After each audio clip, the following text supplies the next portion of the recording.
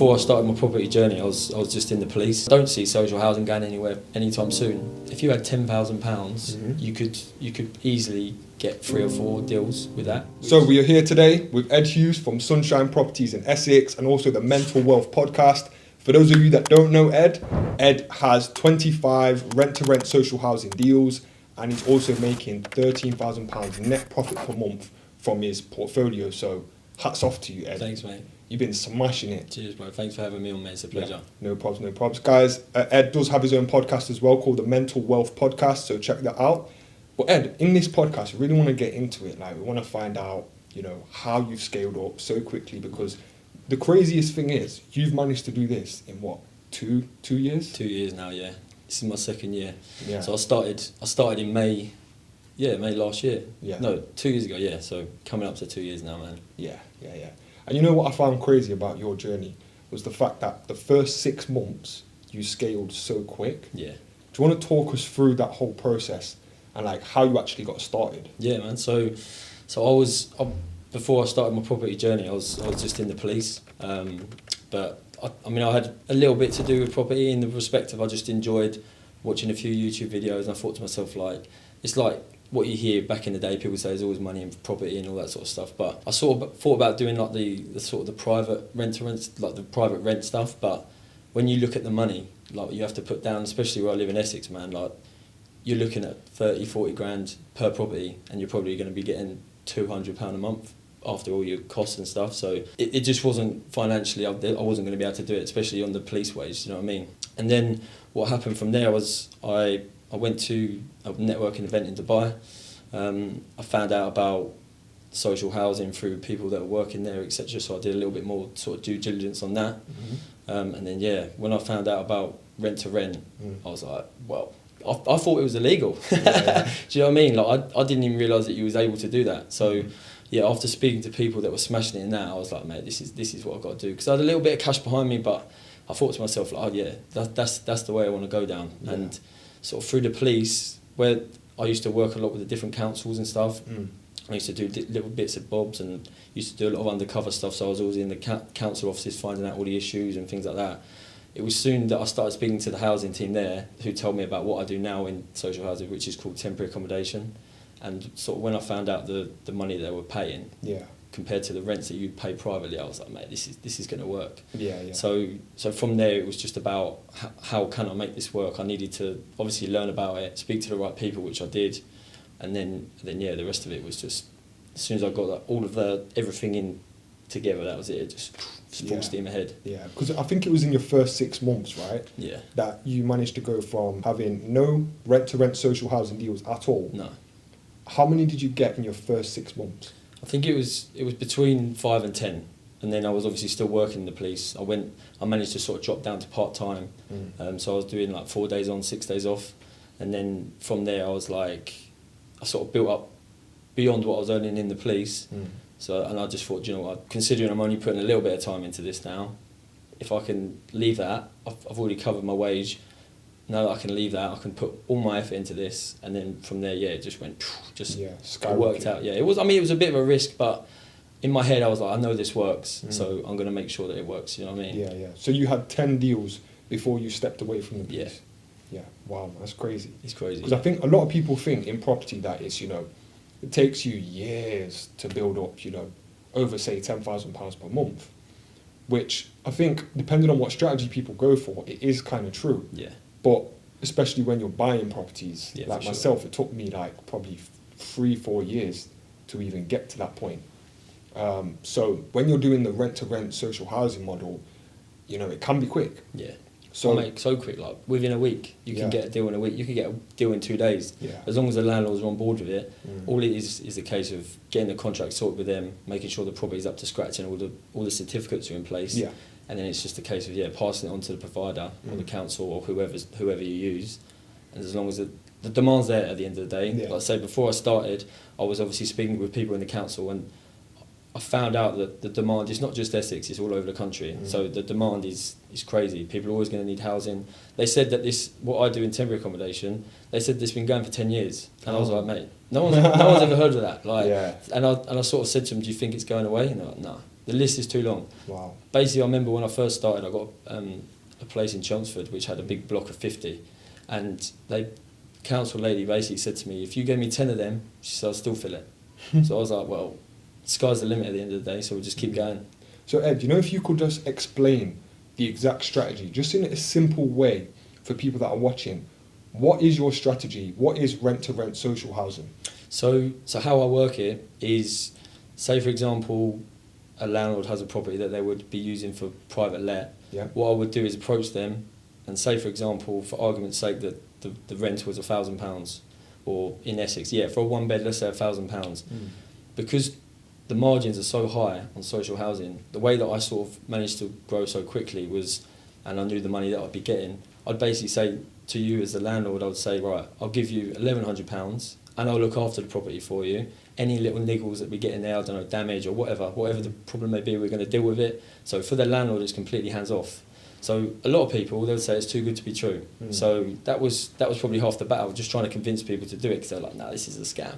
It's like, and then as soon as they realise it's not a scam and it works so well, that's how it went from 0 to 10, because people start speaking, landlords know other landlords, I've got a friend who's got this property, or I've got 2 more properties coming up within the next few months.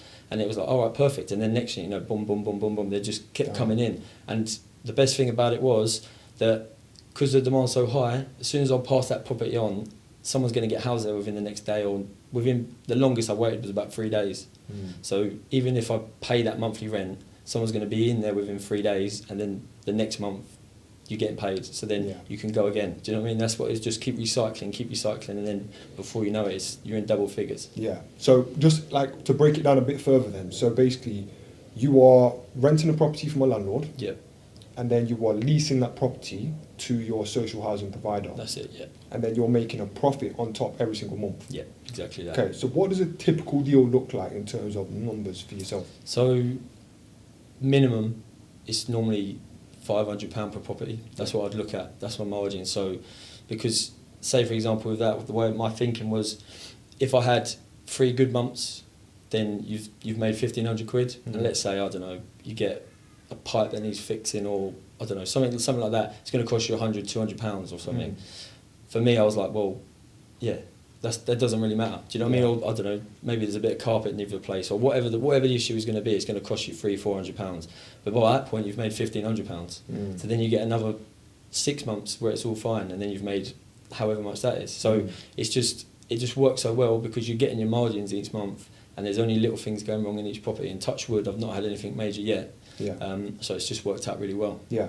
So people get really confused with social housing, and you can see why.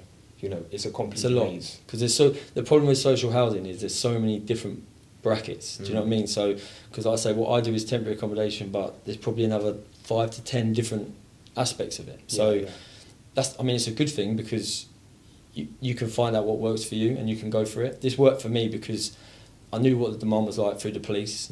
I knew the demand was there, so that's the one that I just stuck to, and it's worked out well in my favour. So that's what I've stuck with. Yeah.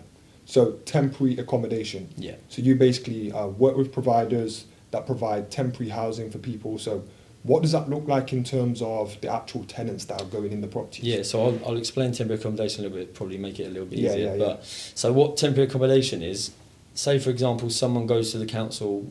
For whatever reasons, most of the time I'd say probably 70 to 80% of my tenants are sort of mum and kids. Okay. So whatever the situation is, sometimes they might have split up with the father of the child, or they might have got kicked out of the house, or whatever the issue is, they'll go to the council, and because they've got a child, they're basically classed as vulnerable, which no one wants children out on the street. So they'll go to the council, and basically what will happen is the council will say, right, we'll give you a property, that's just how it works. But the council don't always have that property available because of obviously the demand, and they just haven't got that property. So what they do is they'll put me into something temporary it's how long is a piece of string, to be honest with you. It's just as long as the council has, as quick as they can move. I've had people in there for 2 months. I've got people coming up to 2 years in there now. It's just whatever the situation is, that's just how it works. So yeah, man, it's crazy. It's crazy. So you really are helping people that really need housing the most. Yeah, and so I've had I've had people hugging me. I've like, do you know what I mean? I mean, it is crazy, man. It's crazy. It's a lot of people are so happy, so grateful for it. So Yeah. it just makes it that little bit easier doing You know it. what it is? Social housing gets a bad rep. Yeah. It really does. People think, oh, all the landlords are just trying to get into social housing to make money, money, money. Well, of course, it is profitable, but also we are helping a lot of people. Of So, course. you know, one thing I love about your strategy, Ed, is the fact that you can take on a property and do very minimal refurbishment work, Yeah.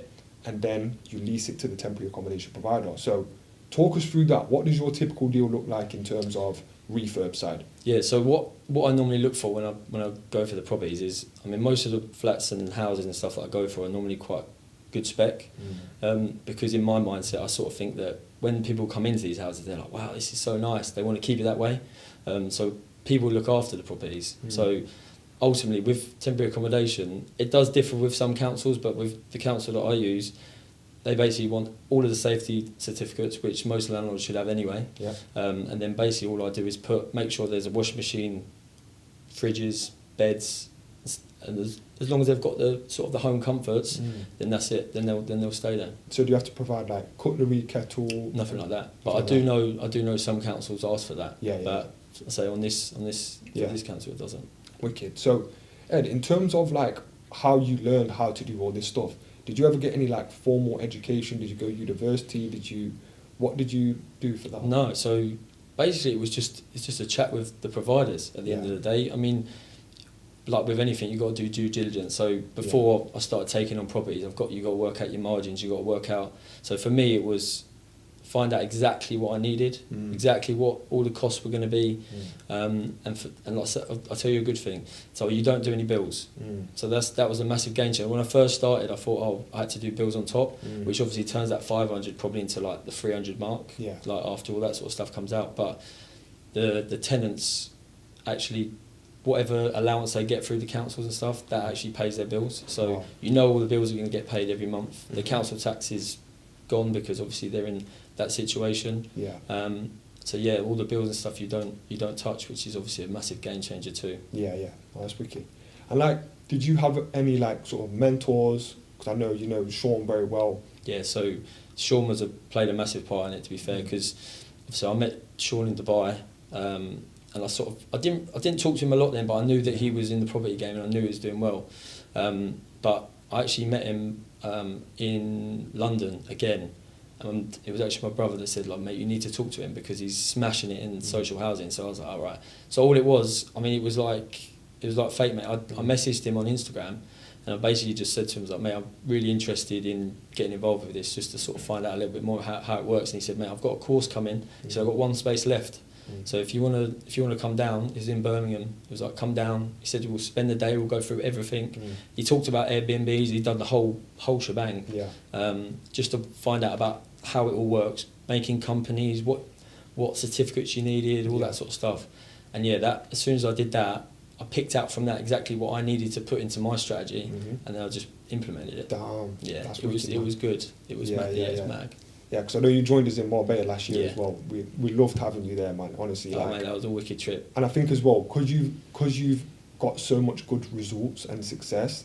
Now the fact that you're helping other people in our community, we appreciate it so much, man. And we get so much good feedback from everyone saying Ed's so friendly, so helpful. So yeah, we appreciate it, man. We honestly do. But Ed, what's your kind of like in terms of your typical deal? What is kind of your best deal, and what is your worst deal? So, best deal, I would say, is probably touching towards a sort of £950,000 a month.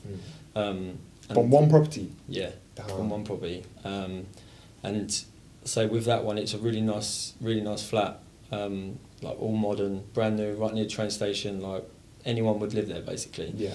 And yeah, I've had pretty much zero maintenance with that. Yeah. So it's just been every month, boom, boom, boom, and I've had that for over a year now. So I say for that one, it's been perfect. Yeah.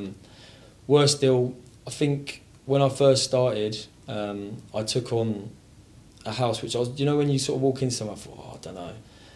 There was always like just I saw So there was like it was just things like I'd see some electrics coming out the wall and things like that. I was thinking this doesn't really look right, and the landlord saying, oh no, I've got all the certificates, I'll send them over and things like that. I was like, okay. So I thought, oh, do you know what? It worked out all right. It was probably like £600-700 a month or something for that one. Mm-hmm. And I thought, oh, do you know what? Maybe I'll risk it, but which I shouldn't have done. Took that one on, and then before you know it, there's issues coming from left, right, and centre, and that's like within the first month. What kind of issues? Like electrical issues? Electrics, plumbing, you name it. Everything. I was spending all my time there, basically. Yeah. I was there. I was even trying to do half of myself, trying to do all the plumbing, and which I'm not. So in the end, I thought, you know what, I just need to get this up straight. Yeah. And fortunately, with that one, because it was so early on that the problems were happening, I basically just said to them, I was like, mate, this is not all right. You need to sort it out. And thankfully, he did. Yeah. So it did sort of, and since then, there's not been any problems, Wow. touch wood, but. Yeah, I think with that, I think you've got to go with your gut a lot of the time. If you walk in somewhere and you think, do you know what, this doesn't look right, this looks like there's going to be some issues there, you've got to stick to that, because I know it's like you're chasing the numbers and you're like, oh, I want to get another one, and this guy's happy to give me his property, and you're like, yes, but I think you have got to sort of take a step back sometimes and be like, do you know what, no, I don't want this one, I'm going to just move on to the next one and go again. Yeah, exactly, because even on like the BRR side, what my strategy obviously is buying the properties, refurbishing them. I come across the same thing, and sometimes when you're in a rush to buy something or you're in a rush to do a deal, that's when it's like tunnel vision, isn't it? Yeah, you've got that tunnel vision, and you think, right, let me just buy it. But that's when I realised being patient is key. Yeah, 100%. So Ed, what tips would you give new people that want to get into rent to social housing? You just got to make sure you get a good group of people around you, for sure. So whether that be through mentors, whether that be through doing your due diligence with whatever even like you see people on Instagram and stuff that you think are doing well, even if you drop them a message. I know a lot of people are busy and stuff, but ultimately you've got to learn. It's like anything, you've got to learn how to do it, haven't you, at the end of the day? If you just go into there not knowing anything, you're going to get yourself into trouble. And all I would say is, before you start looking at properties, before you start going anywhere near a property or landlord, you need to make sure you've got everything in place, i.e. from your provider, because without your numbers and without knowing exactly what you need, you're asking for trouble with that. Because if you start taking on properties and then the provider starts saying to you, oh yeah, and you need to buy this, and you need to buy this, and you need to buy this, and all of a sudden you're going to be like, now I'm losing money. So you just need to make sure that everything's in place before you start looking at properties, because personally, I think getting the properties is the easy part. But once you've got set up with all your providers and you know all your numbers, then you can get the properties, because, like I say, if you can work it so that it can benefit you and the landlord, you're sweet. Getting the deals is not going to be the hard part, because ultimately you're going to be convincing the landlords why they should. Do you know what I mean? Because they're going to think this is too good to be true, and that's what happened. Like it is crazy. So a big thing in property is obviously passive income. Yeah, of course. So for myself, when I started, that was my goal. I believed in it. I lost hope. I was about 10 deals in, so I was on my 10th property, and I just lost hope, man. I just felt like passive income is a load of shit. It's a lie. It's a lie people tell me on YouTube and on Instagram. But then I got into social housing, and I realised, for me, it was possible to get passive income through property. For sure. But it takes a lot to, for me, buying the deal, refurbishing it, then leasing it to social housing providers. Once all of that initial work's done, for me, it is very passive with social housing, because they're covering all the bills, they give you a long lease, there's no management, there's no void periods, there's lots of benefits to it. There is some downsides too on my side, which is the fact when you refinance, you can only do 65% LTV rather than 75%. So you pull out a little bit less money, but it's worth it most of the time. So what's your views on passive income with your strategy? Is it real? Are you getting passive income, or are you working like a madman and you stressed out your mind? So, this is passive. I mean, the only issues that I've got now, I do quite a bit of the sort of maintenance side now, because it's just something for me to do and I quite enjoy it. I've got quite a nice little team together now. So if anything goes wrong, it's just a phone call and someone will get round there either that night or the next day.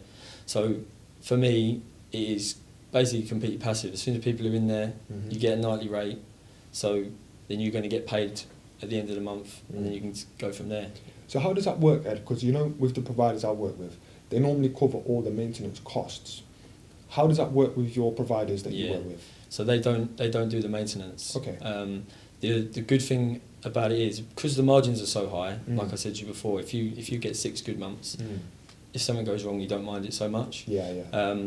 But yeah, it is, you do have to pay for the maintenance. But the way that I've sort of got, I say get around that, but the way that it works quite well in your favour is that basically the tenants that are in the property, they have a contract with the provider.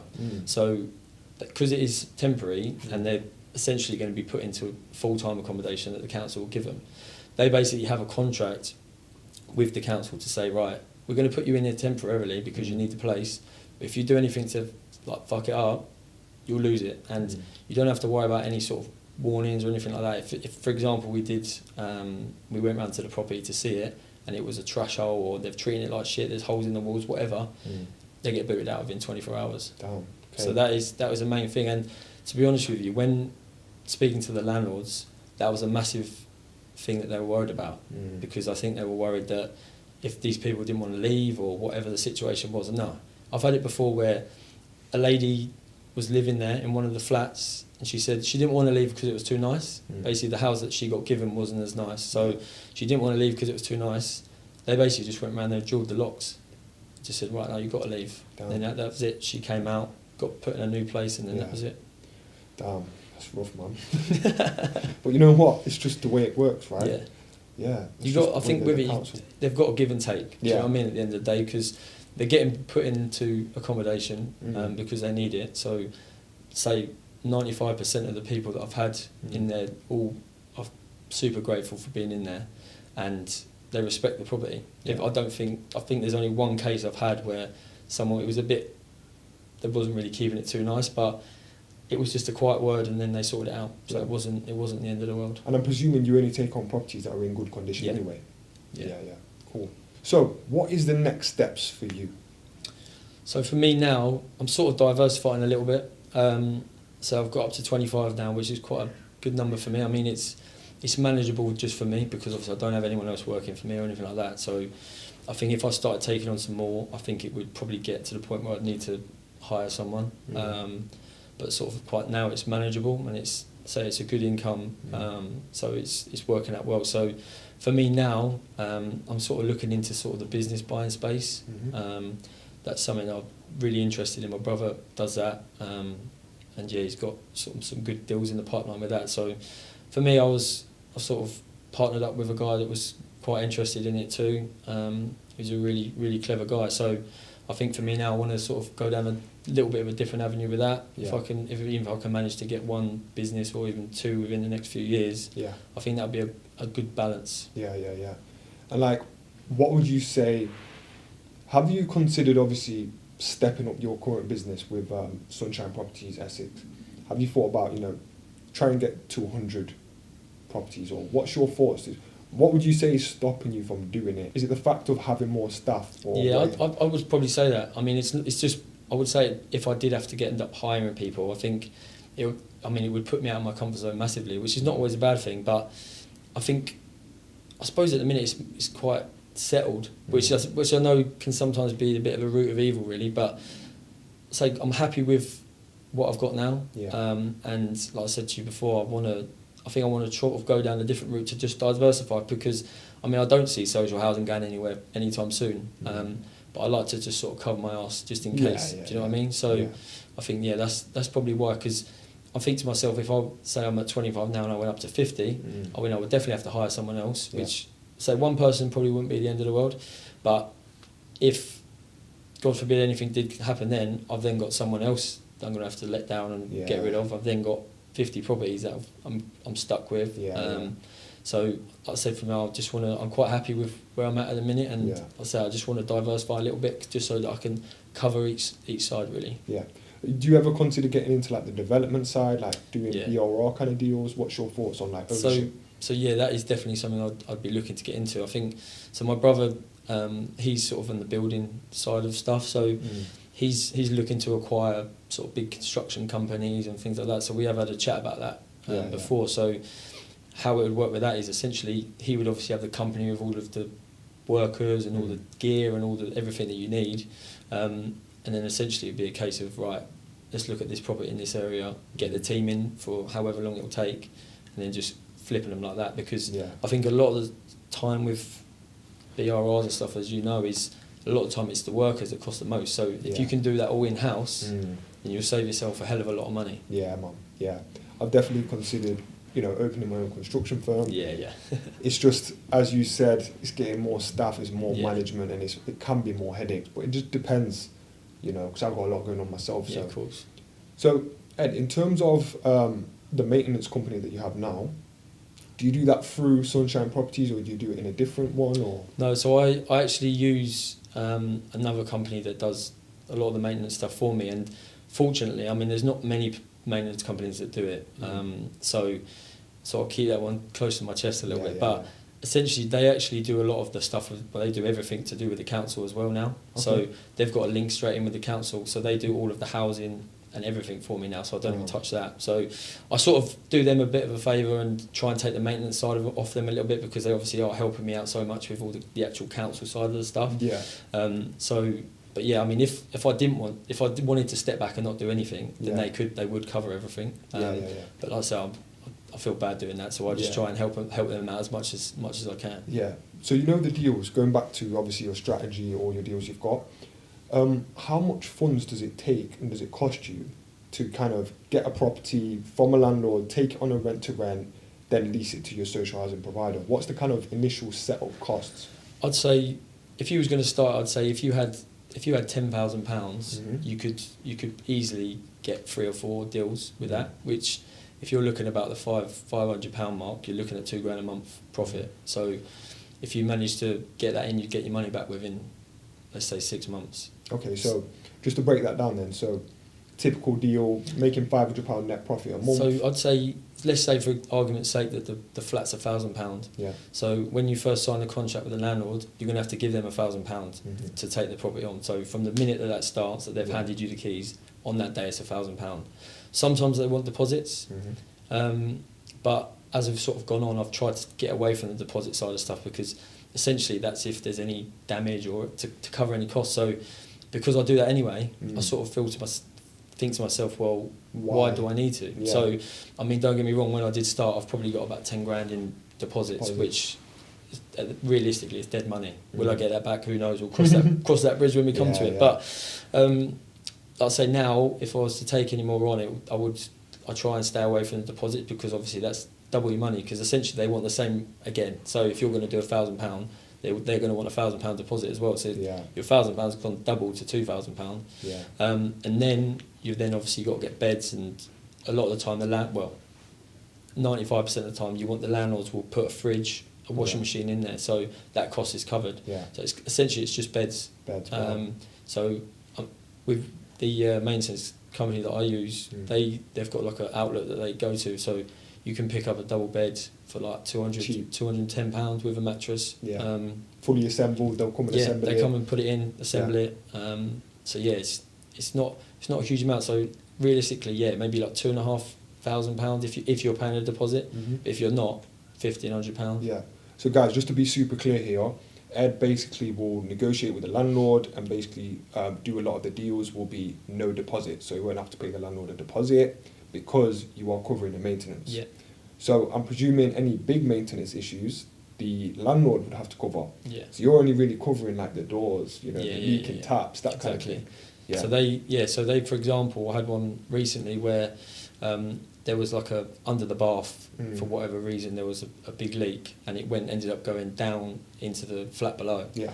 And the landlord covers that. So yeah, anything like massively electric, the landlord will cover that, and obviously structurally, anything like that, the landlord will cover. Yeah. So Ed, what was the biggest change for you from working full time as a police officer to going full time property?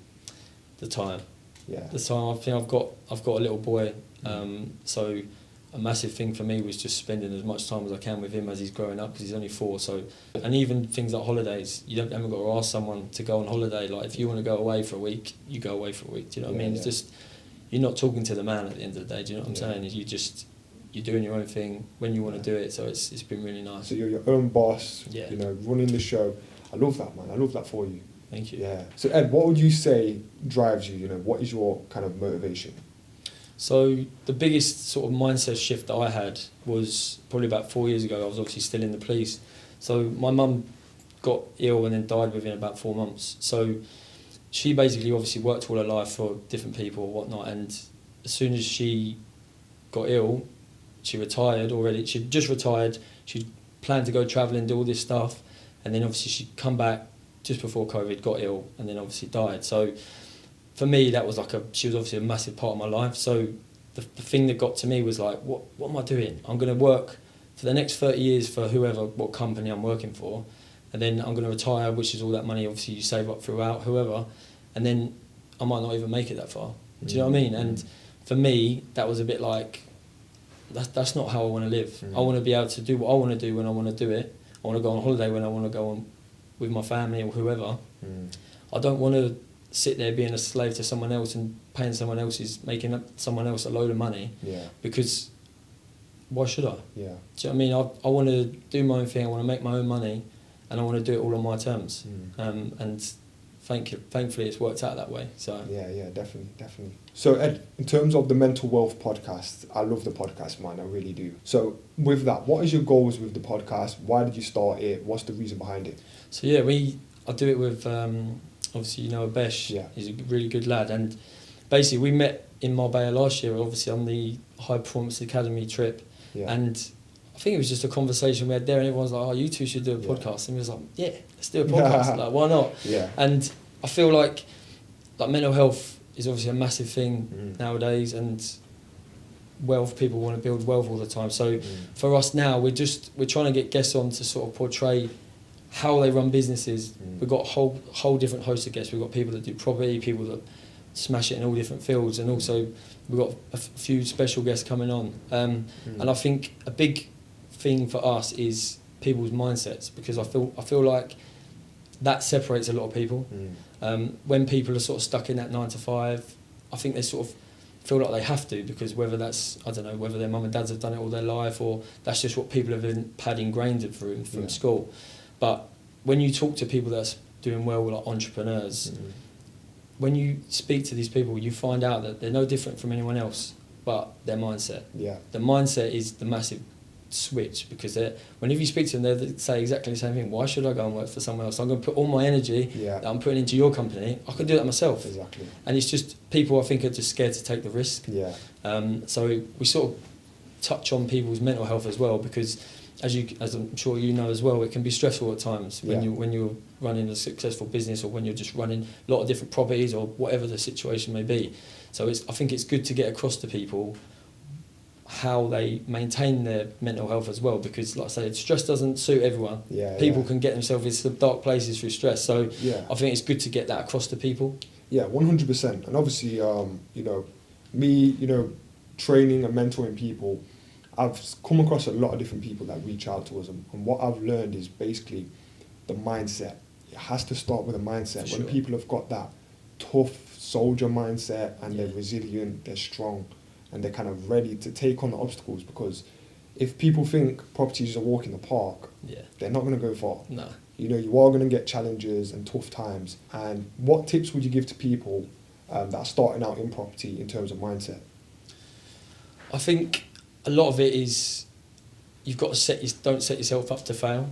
So realistically, like I say, you've got to do all your due diligence, because if you're comfortable about what you're talking about and you're knowledgeable about what you're talking about, it's going to set you up in a lot better frame of mind. Because if you're going to every landlord, for example, and you're blagging it, you're setting yourself up to fail there, because you're putting yourself in a situation where you're not comfortable straight off the bat. You want to be sitting there talking to someone, and you want to be saying like, you want to be confident. And the confidence, which I realised after about probably, I'd say probably 10, my confidence levels went through the roof. And from going from 10 to 25, it was so much easier. I think we've got footage of you on the Marbella Mastermind retreat last year, closing the deal with the landlord. And I found that so inspirational, because I could see the confidence. I could see you was like, listen, this is what I can offer. Let's get the deal done. You was really pushing. So I think that just shows, you was in Marbella, you was still grafting, still working. Would you say having the police and kind of undercover work that you've done in the past, did that help you with your business now? Yeah, for sure. I mean, I probably didn't appreciate it as much at the time because I just wanted to get out. But I think when you're talking to so many different people from so many different walks of life, whether that be them shouting at you, spitting at you, whatever, you're learning resilience all the time. So I think a lot of the time with property, people realise that you need to realise that you're going to get a lot of no's. And obviously I'm 25, I've probably got hundreds and hundreds of no's. So if you can just take that on the chin and move on to the next one, then you'll be in a 100 times better place. But if you're sitting there moping, oh, he said no, and then you're sitting there moping about it, that's not going to get you anywhere. You just put the phone down, get back on, ring the next person, or do whatever you need to do. You can't stay in that mindset because you're going to get 100 times more no's than you're going to get yeses. You know what I mean? So when you're looking for deals to take on, are you kind of calling the agent if it comes through an agent? Are you asking them, are they open to kind of a company let, that kind of thing? Or do you just go and do the viewing and try and speak to the landlord or agent? I would say, I never really touched estate agents just because I found it quite difficult. Mainly because a lot of the time if you go for an estate agent, they want to see all your accounts and stuff. And they'll say, I want 2 years accounts. But obviously I've only been going for up to a year. So I'm like, well, I haven't got them. So they will say, well, can't do a lot. So you're already off the back foot with them. So what I would normally do is go on like Open Rent, Facebook, word of mouth. I even got a few from people in the police. So for that, getting in front of the landlord is the main thing. So for example, on Open Rent, I would keep it very short. They put their property on there, it looks nice. So I'll be like, can we have a chat or can I speak to you more? I'm really interested in this property, can I speak to you some more about it? And then all of a sudden you get a phone call. So then as soon as you're on the phone to them, you start explaining a little bit about it. It'd be great to meet you. I really want to come and see the property. So then as soon as you're in front of someone, it's a completely different ball game. If you're typing to someone over emails, they just think, who is this person? And it's so easy for them just to back you off. All you have to do is ignore it. But when you're in front of someone or on the phone to someone, it's a little bit difficult, a little bit more difficult. And ultimately, like I said to you before, if you come across confident because you are providing a good service, or you're going to be giving them, I think that people feed off your energy for sure. So that was, every time you want to be in front of the person or on the phone for sure. So you want to try and go direct to landlord through like Open Rent, Facebook. What about Gumtree? I never touched Gumtree, but I've had a few people that have, and there's so many in there you can go through. But Facebook Marketplace, I had quite a few as well. Wow. Because people want to get away from this stage, they just want it done quick because obviously everyone's looking on Facebook and stuff. So, and with that, you're direct to the landlord straight away. So you skip every other bit, and you're direct to landlord. They can see a picture of you, so they're thinking it's not dodgy or whatever. So they see a picture of you, and then straight away you're getting messages back. And you can even see if they've read it. So that's a good game changer. Yeah, definitely, man. No, Ed, honestly, thank you so much for coming down, man. I feel like we've given a lot of value today, guys. So, guys, make sure you follow Ed Hughes on Instagram. It is @_Ed Hughes. We'll put it on the screen. Also, guys, check out the Mental Wealth podcast, guys. 100%. You need to check that out. We'll put the link in the description for Ed's Instagram and his podcast as well, guys. Remember to like this video, comment, subscribe, share it with your friends. And yeah, Ed, thank you so much, man. We appreciate it. Thanks, mate.